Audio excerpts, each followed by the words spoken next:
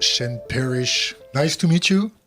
Nice to meet you. We are blessed to receive you in our show Thinkerview. We are an internet channel, and we are in live. Could you introduce yourself shortly, briefly? My name is Shane Parrish. I run a podcast called The Knowledge Project. I wrote a book called Clear Thinking, and I run a company called Cyrus Partners that makes investments in other businesses. How many books you sold? I think we're over 300,000 now worldwide. Over 300,000. How many guys you've got on your community, on your YouTube channel? How many subscribers? So we have almost 1 million people on our newsletter. I think it's 850,000 now. Our podcast is about 100,000 audio, a little bit over that. I've co-authored 4 books and authored 1 book, which have reached 300,000 people.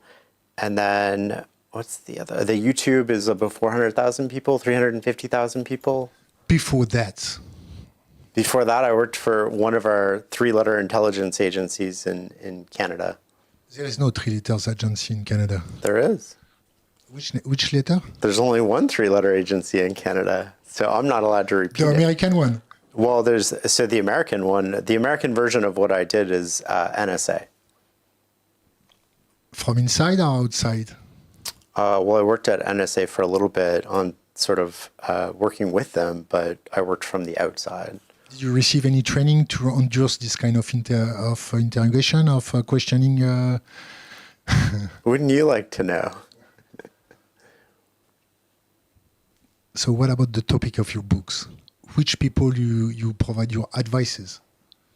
I think most of the people who read my books work in finance or professional sports or Silicon Valley. There's a lot of people where they have a lot of leverage in their decisions. And this is what I think distinguishes our audience in a lot of ways, is people who are highly ambitious or want to get ahead and want to get an edge, but also people who make decisions where a small difference in your ability to make a decision can have a massive impact, whether it's either through professional sports and you win the championship, or it's Wall Street where you make a good trade and that trade is leveraged in the sense that you're making billions of dollars, or Silicon Valley where a little bit of a difference in being slightly better or making a slightly better product or better decisions on priority with product can make the difference between winning and losing, or raising another round at a higher valuation or not raising another round and going out of business.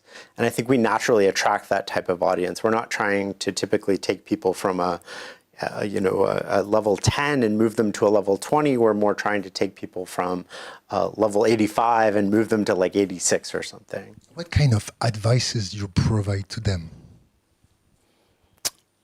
I think at the core of what we talk about a lot is that there's always something you can do to improve your situation. And so a lot of people don't feel that they have any agency or control over what they're doing or what's happening in the world.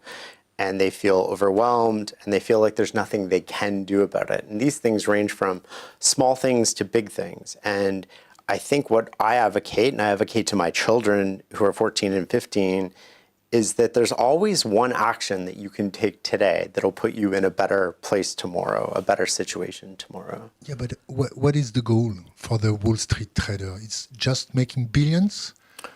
Well, I'm not specifically trying to help anybody make billions, so I can't speak to the motivations of people. I think that attracts a type of person that wants to be better at their craft, and that manifests itself in sort of making money.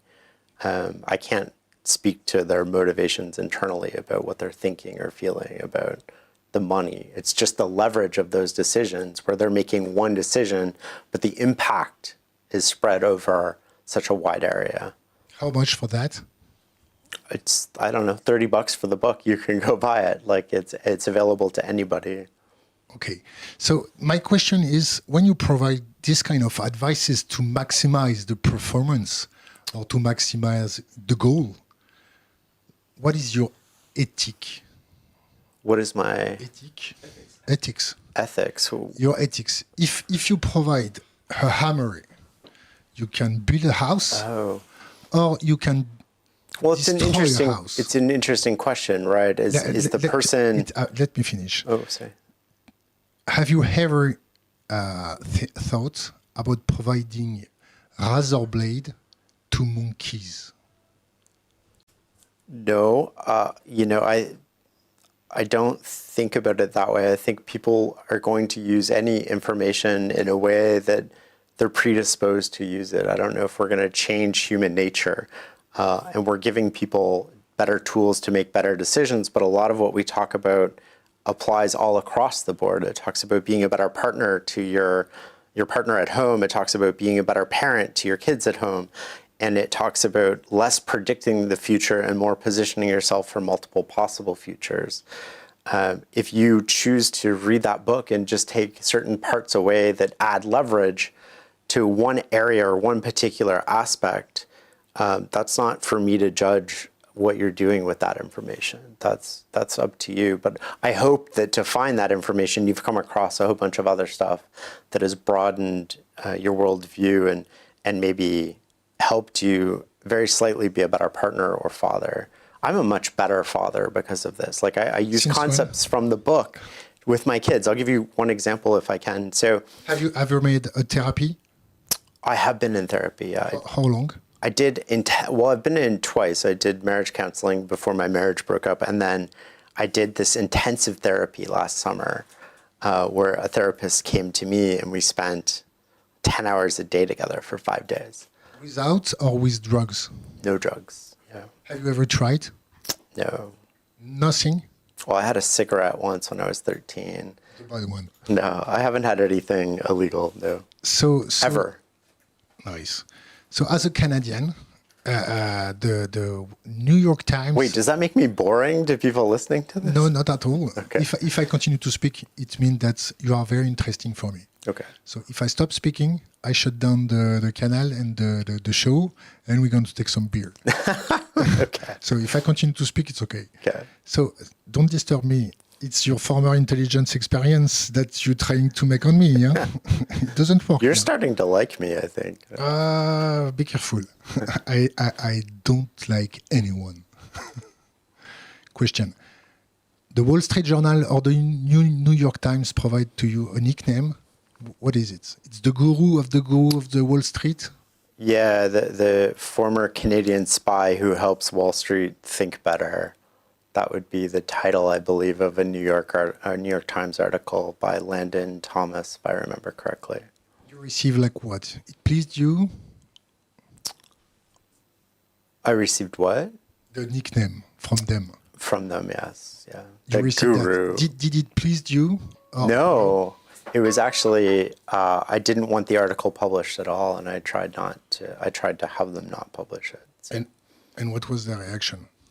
well, they're going to do whatever they want to do. I mean, Journalists. yeah, journalists. They are free. They're supposed to be free. I didn't want my kids reading that. I didn't want them on Google Your Dad Day at work coming across this. I didn't want all the attention that would bring to me, and I didn't want the attention that it would bring to my former employer, because I thought it was sort of framed in a way that, well, the article was somewhat balanced. It didn't serve a big purpose. Where did they get that?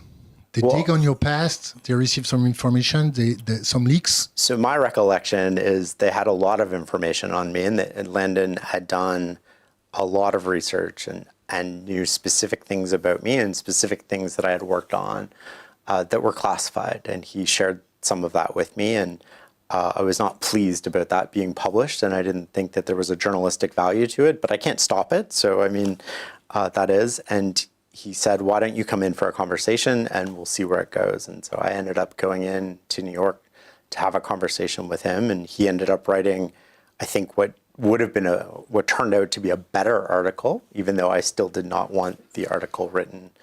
But my past life, I used to do things that I don't think attaching me to is productive going forward. Can you dig much more on it? No, I mean, it's not what I did. I worked for an intelligence agency. I have no problem admitting that. I worked for my government. To protect your country. To protect my country, to protect your country, to protect a whole bunch of different allied countries. From the Five Eyes? Well, from the Five Eyes, but sort of we partner with everybody on occasion for different reasons. You've been a data analysis or something like that? I had a computer science background, so I'll leave it at that.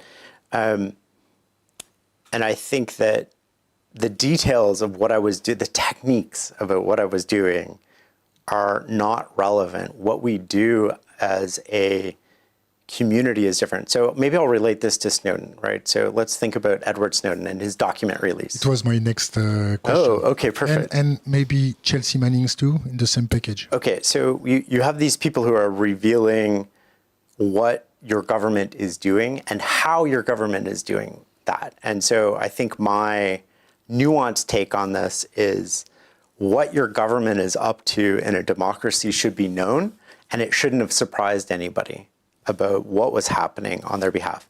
The techniques around which people were using to accomplish that have no business being published, and that is a threat to lives, it's a threat to intelligence agencies, it's a threat to security all over the world.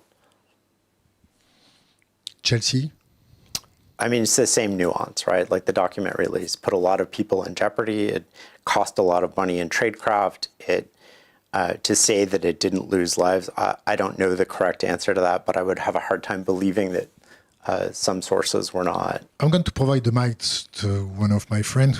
I think we're going to continue this very interesting answer. Okay. About Chelsea Manning? Yes, and surveillance. So they might have compromised a few things, but they revealed, both of them, including Assange, to the world what was really going on. And it did surprise lots of people. Probably not people like us, but it did surprise lots of people that the United States could behave like this, especially toward allies. And especially to France, because most of our presidents, if not all our presidents, have been under scrutiny from the American Secret Service. Right now, thanks to Donald Trump, the French are realizing that the US might not be such a good ally, but so far hasn't been a problem.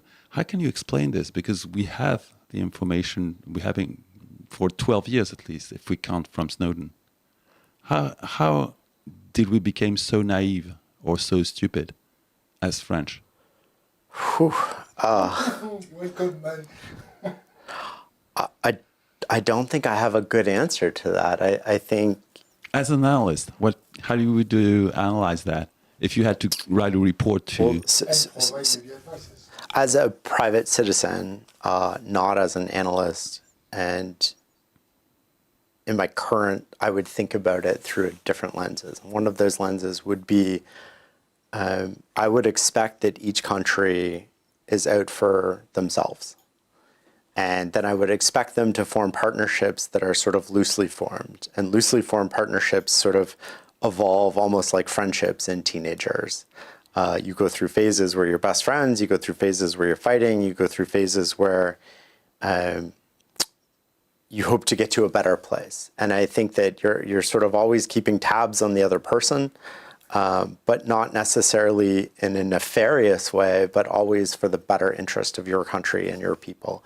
And I would also suspect, and I know as a private citizen, that all countries are doing this. And just because one country was revealed to have been doing this, I don't think that it's wise to believe that other countries are not engaged in it. Some are just way better at it than others. So in this, I like the terms teenage friendship. Work with the US, France and the US are kind of a rough situation. They're not really well, rough for the moment, right? And the same as Canada. The U.S. and Canada, the tensions right now are pretty high, but it doesn't change the fact that after September 11th, we're the first people down there helping them. It doesn't change the fact that there's California wildfires, we're not getting along, we're still the first people there. Because at the end of the day, we're best friends. We might be fighting now, but we share one of the longest undefended borders in the world. And for us to get along with them and them to get along with us is, I think, I don't want to take it for granted, but I do tend to think this is just a phase and we'll get to a better relationship on the other side of it. But there is a big problem concerning free speech between the United States and most of its allies. I mean, whether it's Canada or Europe, The free there speech is a thing. huge cultural gap going on, and it's becoming a major problem since most of the social networks where the free speech happens are Americans and depends on the United States of America to be censored or not to be censored. I mean, the U.S. was going down the same path that the rest of the world seemed to be going down, and then Donald Trump was elected as the president of the United States, and it seems to have taken a sharp turn towards more free speech. I think my personal belief is that that's a good thing for the world, and that free speech is the bedrock to democracy. And compromising free speech, whether you do it through media, whether you do it through controlled media, whether you do it through regulating conspiracy theories or subsidies to newspapers, or I don't think that you can actually have accountability for a government if the media is largely funded by the government. And I do think you need free speech because that's going to allow independent media, in this case, like a lot of media is state-funded. And when I say state-funded, I mean the government is one of the largest subscription customers to a lot of newspapers. The local government, in France, it's the local government. It's the same as in Canada. There's also subsidies for journalism. So there's grants that are given to these companies that subsidize journalistic salaries. There's advertising that's placed in I don't know if it's the same in France, but in Canada, you know, the government writ large, whether you consider it the provincial or federal government, is a large advertiser in newspapers. And so newspapers are hesitant to lose these as their clients. So you can see that through slanted coverage. It's just slightly slanted, right? Like it's not super obvious in all cases. However, an interesting experiment one of your readers could do in France or any other country is just to ask AI to go through all the articles and all the newspapers and all the journalism over the past, 1 year. And is it favorable? Is it non-favorable? And how biased is it? And make a determination of how biased it is. And I think people will be surprised by that. So going back to free speech, the reason that free speech is important is if your media is no longer able to function the traditional role that it played in a democracy, then you need other media. And we live in a world where you can reach 1 million people, I can reach 1 million people, where somebody posting something on X or can reach 1 million people. And so when you get into the notion of regulating conspiracy theories, which a lot of these governments are going down that path, including one of our candidates in Canada, it really scares me because that means, like, think of COVID, right? The Wuhan lab thing, which has largely come out to be true, but at the time it was a conspiracy theory. So you would have prevented that knowledge from even existing in the world and penalized and probably jailed or otherwise attacked the people saying that. And you would only have controlled media giving information to people. And I think that is the beginning of the end, if not the second, third, fourth inning of the end of democracy. Do you think that between what happened during COVID with this mass censorship and informational nonsense all over the place and AI coming into the playing field of media, where more and more people are asking Grok or OpenAI or Perplexity about current event, about what should I think about this topic, how should I think about this topic, which is basically what you teach high-end Wall Street trader to do. Do you think this is going to affect media journalism, and how is it going to affect this?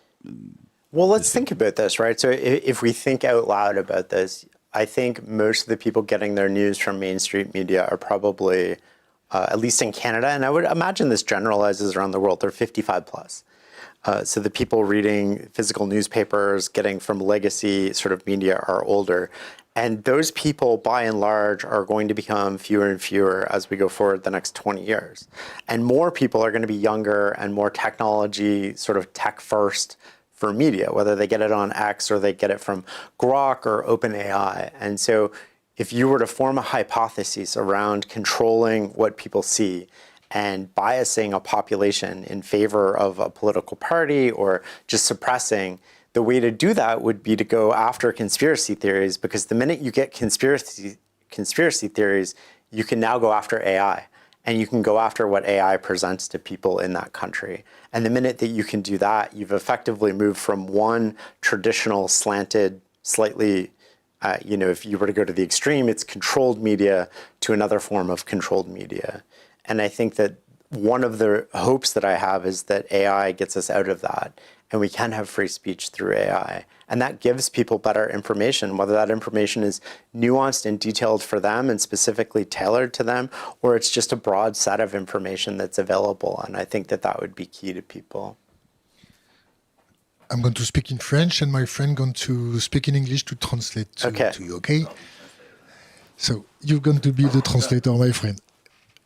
Concernant le Covid, vous avez dit que l'État a mis les journalistes et médias sous le robinet de l'information. Il va traduire la première partie. About COVID, you told us that media have been under control of governments.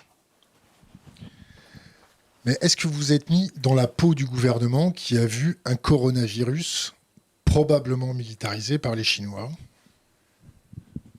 But did you put yourself in the suit of the government who might have seen COVID as something coming from China and militarized? Et peut-être qu'un Covid militarisé nécessitait un encadrement de la presse. And if it was a militarized operation, it did. It was kind of logic to have a severe tight on the press and media, and severe control of the media. What is your point of view about that? Why? I don't know if I agree with that. Extreme situation, maybe sometimes the government need to be strong. I don't know if I fundamentally agree with that, in the sense that I don't think that even in an extreme situation, if you have trust in your government, the government can come out and say, I don't know, but here's our best recommendation, and give you competing information. And that competing information then you can take, and part of what we're trying to teach people is judgment and decision making and critical thinking. So you can take that information and then make your own decisions. And unfortunately, I was forced in Canada to take that information and make my own decisions, which contravened law, right? Like I ran a homeschool for my kids, and you weren't allowed to do that. And you weren't allowed to do a whole bunch of other things that we ended up doing, but we knew full well the regulations. We just opted out of them at the time. And I think that we lose trust, especially in our institutions, when the institutions control information and then the information that they have released proves to be wrong in hindsight. So if there was another COVID today, I think it would be a much different situation where most people, and rightfully so, I think most people would not be trusting of government recommendations. And I think that this is the lack of, when you have that control, the byproduct is you create the situation where you just basically get to less and less trust going forward.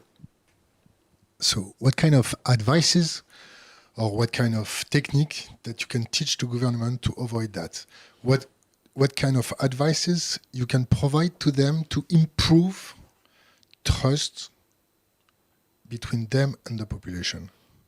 Well, it's interesting because I worked for an intelligence agency, and the number one thing that matters at an intelligence agency is trust.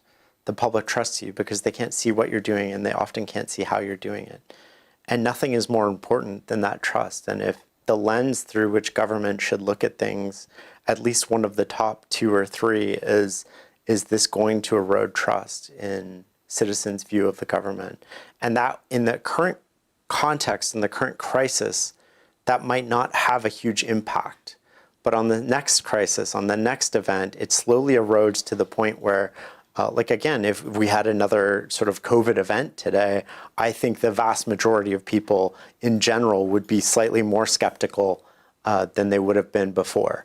And so we had one shot, we wasted it, and we haven't come out and corrected it. And the way to come out and correct it is like, we were wrong. We made these assumptions. We were trying to protect you. We were trying to do these things. And based on the information we had, and have a full audit of that information available to people in a very transparent way.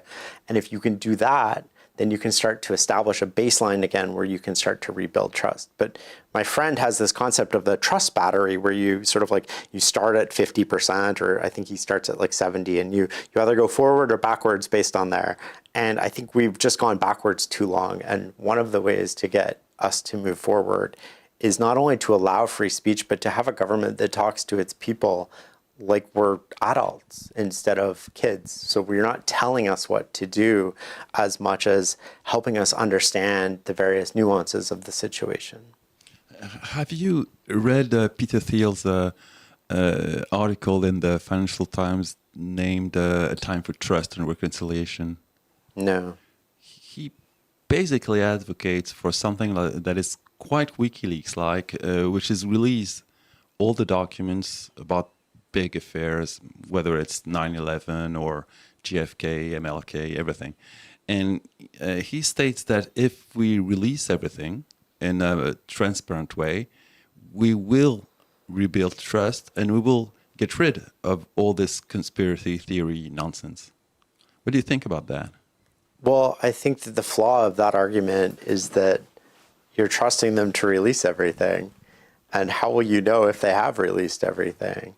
So I think that is like that sort of argument becomes a little suspicious in the sense of if they were to like literally take everything and give public access to everything.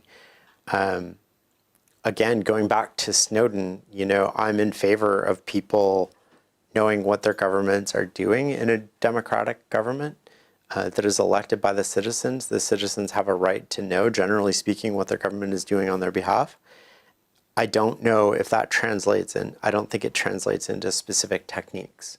So if you were to release the techniques, I think that has a hugely negative consequence. And so in that way, I guess I'm in favor of some sort of withholding of information from citizens.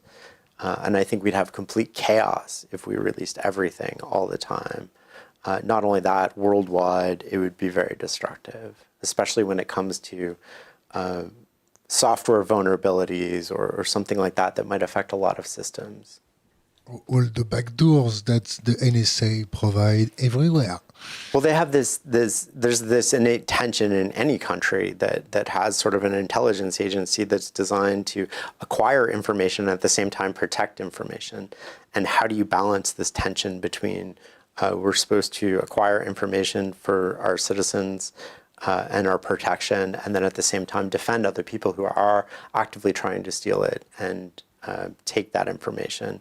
And it's super interesting to think about these two competing roles that a lot of organizations play. And the choices become, how do we use this? Do we sort of use this to acquire information that might save troops in theater, or do we use this to protect people at home and protect our systems? And can we do both? And then at what cost? Do we reveal that to our allies? Do we not reveal it to our allies? And these are the decisions that go into some of this stuff. What is your point of view about cryptography? I don't know anything about it. You don't know anything about that? No, sure? it's not involved in, no. What do you think about the fact that governments try to remove the capability to people to send messages without the capability of the government to size it? Wait, what was this? What? Cryptography. But basically, we have a coming law that is really hard to pass, but it could pass either on the French level or European level, asking for mandatory backdoors for every messaging system, whether it's Signal, Telegram, That's WhatsApp. just so naive, because like if you have a backdoor in a system, to think that you control that backdoor and nobody else can access it is just, it's such flawed thinking. Only we can access that backdoor. That means that only we can protect this information. Like, I don't believe that. How do you analyze the fact that the governments try to culpabilize you because you are protecting the terrorists? You are protecting the drug dealers with this kind of instrument. It's like propaganda. It's like... It's an argument that's hard to argue against because of the way that it's framed. But the framing is incorrect in the sense that there's multiple solutions to these problems, not just one solution. And a solution that weakens privacy rights for people I'm a strong advocate of privacy rights. So I think a solution that we can set needs to be the solution of absolute last resort. And I don't think we're anywhere near that stage in the tools available to governments to do this. What kind of advices you can provide to diplomats to improve peace, talk, and solving problem of our century? I have a lot of hope. Maybe it's You believe in God? I believe in something. I'm not quite sure if it's a God or I have a lot of hope, and my hope comes from technology, and my hope comes from realizing, we go through like the teenage relationship thing where you go through these fights with your friends, and then you end up, they're the best man at your wedding. And you have to go through these periods because they make you stronger. And these periods also help us realize that our relationships are important again. And often, especially with governments, I think it's so easy to take these friendships for granted. And we forget that we are a partner in this, and we have to, the best way to be a good partner is to be a deserving partner. And I think that often we're in it, like what's in it for us, and we're not thinking about it the same way you think about your marriage, which is how do I make your life better? And how do I make me as a better partner for you? And how do we work together as a partnership and as a team? And I think that it's so easy for us to go through that phase and then come to a phase where a lot of people come to in their marriages too, where you take advantage of that person. And you don't do it consciously. It's not like you're trying to take advantage of them. You just take them for granted. And then in that moment, you've fractured your relationship, and then you have to repair it. And I like to think that around the world, we're in this stage of, we're maybe in a fractured relationship, but when we repair it, it'll be stronger than it was before. But we're going to have to go through this phase where it might be rough for everybody for a little while. But at the end of the day, I think that we're going to get back to the same, if not better place than we were before. And then I'm optimistic for technology for just solving a lot of these problems that we have in the world, including governments thinking better and thinking through things. And it would be interesting to see, I'm not advocating this, but it'd be interesting to see an AI run for a government seat as an elected body. And what that would do, like if I ran a newspaper, I would run a column on this where you have all these readings of bills in Parliament or the government, and I would have AI give me its take on the bill, given the situation going on in the world. So I have a hopefully less biased take on this, but a well thought out, well nuanced take. And I like, I don't agree with everything how Elon's going about it, but one of the things that I'm appreciative with Doge is that they're trying to cut the bill sizes to a readable length. And so you can't just shove in 1,000 pages of all these like pork barrel sort of like funding that go along with the main bill. And I also think the framing of these bills should be different. We frame these bills like the Patriot Act. So going back to framing defines how we think about a problem. So if the Patriot Act could have included something completely absurd and no privacy for anybody, and it would be like you voted against the Patriot Act. And so often we get all of our substance and all of our knowledge from the headlines, and then the framing, the names that we label things, make it really hard for us to disagree with them. Going back to the privacy thing, it's framed in such a way that you're for these, no, I'm not for these terrorists. Or you are against us. Exactly. And that framing is divisive. And so that framing is also a way to fracture society, because then it's the people who agree with this or disagree with this are not like us. They're different than us, and they're less than us. And I don't think that is the way to think about those things. And I think, we had this in Canada with these truckers who came, it was worldwide news. I'm sure it made it here too. And they came downtown and they sort of camped out, and they were by and large having fun and very disruptive to people, to businesses. At the same time, our government labeled them as something that they were not, and it really divided society.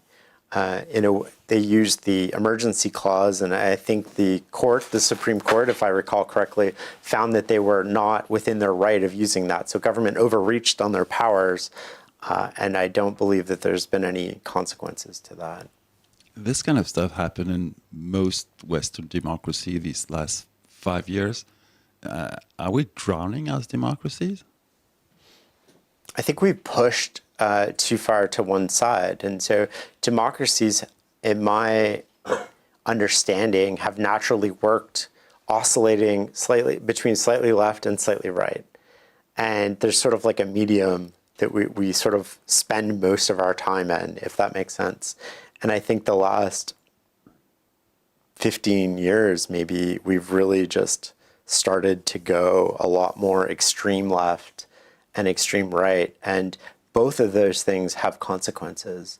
And both of those things are not, in my mind, I'm more of a moderate, I guess. So maybe my bias is coming at this through a moderate lens, where I'm not extreme left, I'm not extreme right. And I think that I voted for multiple political parties in my life, depending on the issues that we're facing as a country. Maybe you've been fooled multiple times. Maybe, I like to believe in the best of people, though, because at the end of the day, if you can't believe, you have no hope for the future. I was talking to somebody the other day, and they said, I go visit these companies. I forget the guy's name, from Green Oaks, and I was listening to it, but he was talking with Patrick O'Shaughnessy. It was a podcast. I forget his name. It's Matt something. And he was talking about one of the ways that they assess a company is that it's very intangible, but it's like, do people believe the best days are ahead of it or behind it? And I thought that was an interesting sort of variable on which to look at a spectrum of things. And I think that countries should also think that way. Like, our citizens should have hope for the future, that our best days are ahead of us. And I think one of the things that has fallen behind, at least I can only speak to Canada, is that equality of opportunity has changed a lot. And the people that are being born today are facing a lot different opportunities than their grandparents had. And so in 2 generations, we've sort of gone in a direction where people are losing hope quickly. And I think that part of what... They are losing hope quickly. If you are working multiple jobs and you can't afford to put food on your table, and you're being told no all the time by the government when you might have a divergent view, and you're being taxed, out the wazoo for working extra, I think that just inevitably, no matter how strong-minded you are, eventually that wears on you. And then what do you do in those cases? You see rising crime. And rising crime, in my mind, I'd be interested if somebody can verify this, is tied to opportunity. And so if you feel like you have no opportunity, then you might as well turn to a life of crime. But if you feel you have an opportunity and you feel the system is fair and you feel you can make a difference and you feel that hard work can make a great living, then it becomes illogical to turn to crime. And I think that people unconsciously feel that. And that's why we see crime rise when we see a generational divide. And we were talking about this a little earlier. You're seeing a little bit of this in France too. We're definitely seeing it in Canada, where younger people are feeling like that their opportunity set is very different than their grandparents. It was very deep what you said. You impressed me. In the beginning, I thought that you just another empty shell from the Silicon Valley, but you are more stronger than I expect and I thought. What kind of advices you can provide to people who are supposed to regulate conspiracy terrorists? What kind of advices you have to provide to them? Because in France, some of them call them the junkie of the stupidity, or the conspiracy terrorists are the conspiracy theorists are it's a kind of opium for stupids. Do you think this is the right way to talk to them? No, I don't think that's the right way to talk to anybody who believes something different than you believe. And I don't think government should be regulating conspiracy theories. And so, I just don't think that should exist. And I think where we go with this is if we educate our citizens properly through school and they grow up in our country, They should be able to come out of high school, or especially university, but definitely high school too, being able to think through these things for themselves. And if they're not capable at 17 to sort of look at information online and form a reasonable judgment, and that judgment may or may not agree with our personal take on things, but they should be able to form a judgment based on that. And if that judgment is different than ours, that's okay. And if that judgment, I'm not going to say it should be weighted equally to everybody else's opinion if we're sort of like trying to come to a solution to something. But I don't think that labeling people who think differently than us anything is helpful. And it just gets everybody's back up, and it makes it harder to change our minds, because once somebody labels us as stupid or anything like that, what do we do? Oh, we're not. How many times have you ever been like, oh, you know what? You're right. I am being stupid. Never. That never happens. It rarely happens in your closest friendships. When your best friend comes to you and tells you you're doing something that is silly or stupid, it's definitely not going to happen when your government comes to you and says that. And so I think we need to develop people who are capable of thinking through information, and we need to provide people multiple sources of information and have people come to their own conclusions. The flip side of this is the problem is you can't be an expert at everything. So on some things, you need to pick and choose. Where am I going to go deep, and where am I going to get close to the source, and where am I going to have real knowledge versus where am I going to have surface knowledge? And a lot of, if you think of like, I'll come back to this in a sec, but so a lot of the information we consume is just surface knowledge. It's been filtered 3 or 4 times by somebody else. And so I have this idea called the learning loop, and the learning loop is how we actually learn. And so if you imagine a clock, you start at the 12 hand, and at the 12 hand, you have an experience. That experience can be reading a book, it can be having a conversation, it can be reading an article. And then you have, at the 3 hand, you have reflection. And reflection is taking this information, this massive quantity of information, the higher quality, the better, but we take this quantity of information and then we distill it. So at the 6 hand, you have this compression. And the compression is the distillation of that experience for us. And it might be 1 sentence and it might be 2 sentences, but it's sort of like a little distillation. And then at the 9 hand, you have an action. So this is the loop. The action feeds the experience. So you take information like a big movie, you basically compress it into something smaller and more manageable and easy to transfer around in your head. Then you use that information. Now, that is information you've earned. So you've done the work, you've done the reading, you're constantly updating it, and you're using that information and applying it. So it's still hard, but it's easier for you to be an expert in that area. On the other hand, most of the information we consume is somebody's abstractions. We're consuming the compression. We're not consuming the experience and the reflection. So we have no idea what the raw data is. We have no idea how people thought about it or how they shrunk it. And so we just have this soundbite almost of information. And that information is generally correct, but not always correct. And we don't know when it's which. That's the problem. So like a great example of this is I can go home tonight and I can pull out a recipe book. And I can make that recipe. And if I make that recipe perfectly, you're not going to be able to tell the difference between me and the chef who created that recipe. But the minute something is off in that recipe, the minute like something just doesn't come out quite right, and I have no idea why, because I followed the recipe. I should have I don't know what happened, I don't know. But the chef would instantly taste that food. And with that taste, they would know your oven is not the right temperature. It might say 300 degrees, but it was actually 250. Your thermometer is not working. There wasn't enough salt. You stirred it the wrong way. You didn't stir it enough. You let it boil when it shouldn't have boiled. They know exactly. And why do they know? Because they have that earned knowledge. So I think one of the keys for people, whatever your theories are, whatever your beliefs are, is just to have a check and balance on that, which is, do I actually have the earned knowledge here? Am I deep enough? Can I argue the other side of this argument? Can I trust the other side? Can I trust the other? Can I trust the information I'm receiving? Those are key questions. And I think in the vast majority of cases, the answer is, I might hold this opinion, but I'm going to hold it loosely. And I'm not going to hold it tightly. And loosely means I'm open to changing my mind because I realize I'm not an expert in this. I don't have all the information and I'm missing key pieces of information. If you think about decision making, the source of all problems in decision making is blind spots.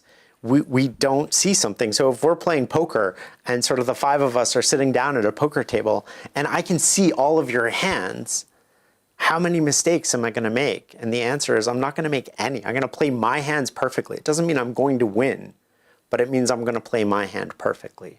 And I think a lot of the problems that we have with decisions are that we just have these blind spots, whether we can't relate to somebody else. Once we've identified them as different than us, we have no desire to see the world through their eyes, because now all of a sudden they're different. And I want to see the world through other people's eyes because I want to see what I'm missing. And it doesn't mean I have to agree with you, but when I'm interviewing people on the Knowledge Project, my goal is I want to see what you see, I want to smell what you smell, and I want to think what you think. That doesn't mean I agree with you, but I want to see the world through your eyes, because that allows me a different lens into the situation so that I can walk away knowing more than I did before. And I don't agree with, a lot of our guests on some of their takes. And I think it's just really important to be open-minded enough to be like, this person's an expert at what they do. Like, I want to see why they think that or see why they feel that. Before coming here, did you dug on us? I did a little bit of research, yeah. With your previous past? No, I mean, I try not to overthink this stuff because I don't enjoy being interviewed. I enjoy doing the interview. So if I overthink it too much, it can kind of backfire with me, because then I much prefer asking questions and not being the center of attention. That's why I just have 45 minutes to make the interview. You're afraid? You plan a dinner after us? That's why you can escape? No, I was given, the time that I have on my sheet. I always keep my word. No. Yeah. Okay, so I use AI to invoke Charles Bukowski, a poet. So I use Grok to shape some question from Charles Bukowski. Okay. The first one, Shane, you ever punched a wall or a man just to feel something real? Or are you one of those soft type who thinks pain's just a metaphor? I have never punched something to feel something real. I have punched people in self-defense or when I felt threatened. So I guess that makes me a pussy. Did you won? Yes.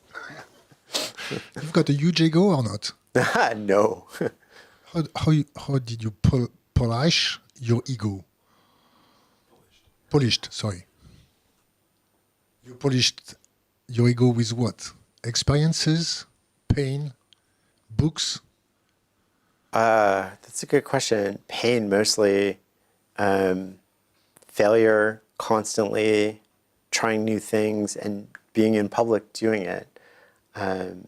You're constantly exposed to,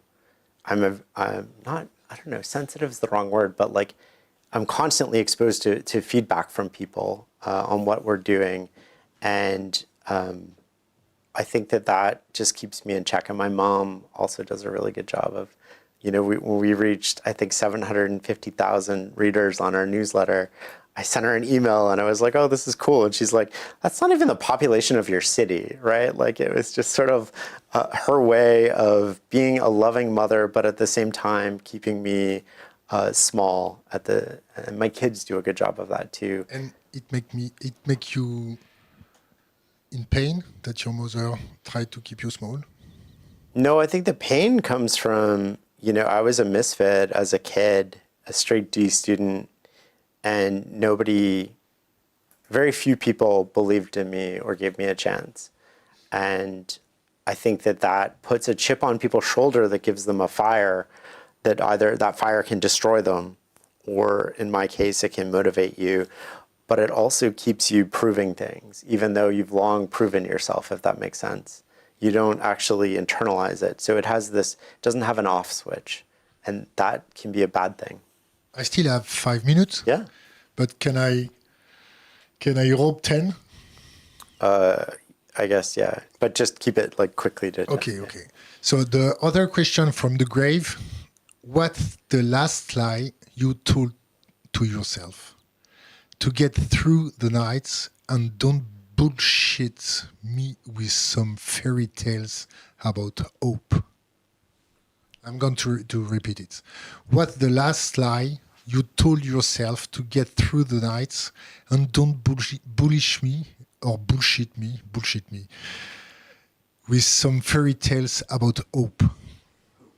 Hope. With a H. Should I repeat that? Yeah, thank you. I speak English like a Spanish code today. Je parle français comme une vache espagnole. Perfect. So what was the last lie you told yourself to get through the night and don't bullshit me with some fairy tales about hope? During COVID, that was probably the most stressful time in my life. And I would go to bed basically crying at one point every night because there was no hope. And the world wasn't changing, and the world wasn't coming back, and the world disagreed with me. And I was taking care of my kids. I'm giving people context to my kids, my parents, my employees for our businesses, my friends' kids, their parents.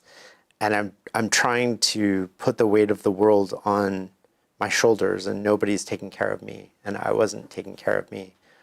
And the mindset, the lie that I told myself, if you want to call it a lie, is that this is the rest of my life. The world is not going to get better.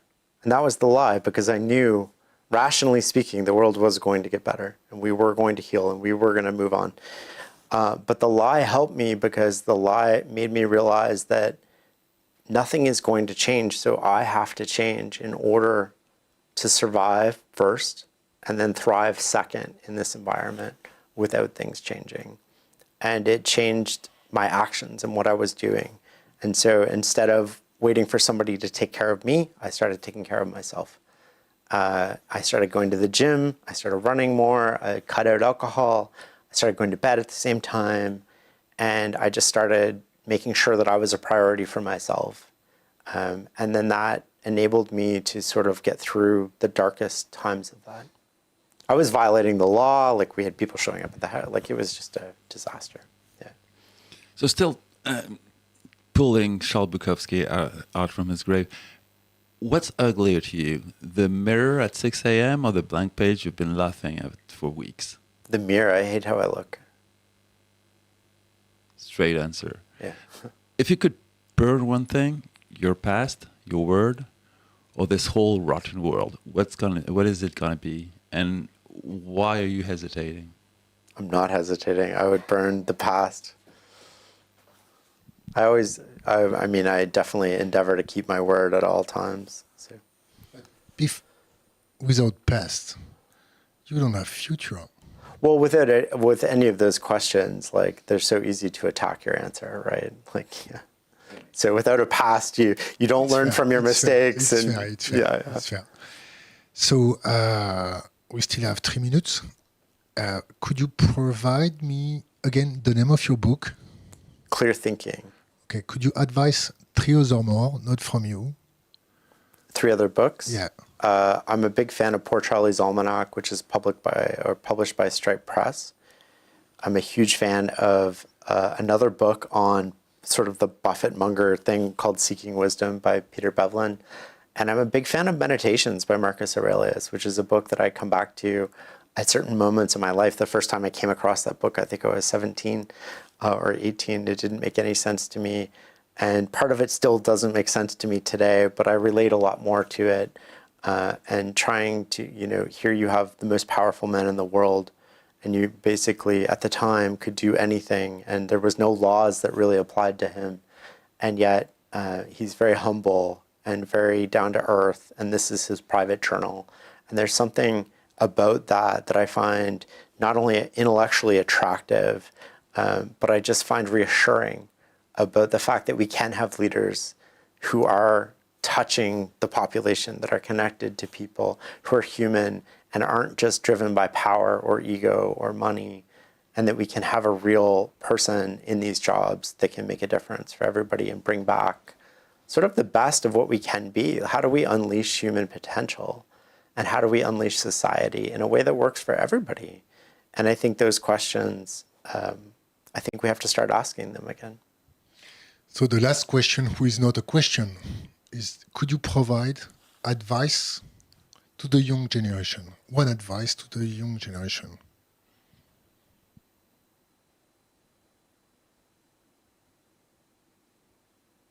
Don't give up. There's always something within your control today that you can do to make tomorrow better. And no matter how bleak things look when you look up, and no matter how much you think that you're not going to be able to do it, shrink the gap between where you're looking and where you want to go. And what I mean by that is, think of a marathoner who's running. The marathoner does not look at the end of the race at mile 3 and is like, how do I get there? That's too far. The marathoner, when they hit their pain, when everything looks bleak, when they don't want to run, they don't look 2 miles in the future. They look at the next stop sign. And they tell themselves, can I get to that stop sign? And once they get to that stop sign, it's like, can I get to the next stop sign? Can I build momentum here? Maybe the next stop sign's 50 feet farther than the first one. And you start building that momentum. And that's where you can make a difference. And the way that you can make a difference is there's a stop sign in your life today. And that stop sign is, what is the smallest thing that I can work on today that's going to put me in a better position tomorrow? And if I can do that, and I can do it again tomorrow, and I can repeat this for the next 6 months, my life is going to be in a dramatically different position. And that small thing might be learning a new skill. It might be playing around with AI. It might be building an app. It might be getting off your butt and actually trying to do that idea that you've been telling your friends about for years. It might be writing the next great novel. But it starts with a paragraph. I mean, trying to write a novel is really hard.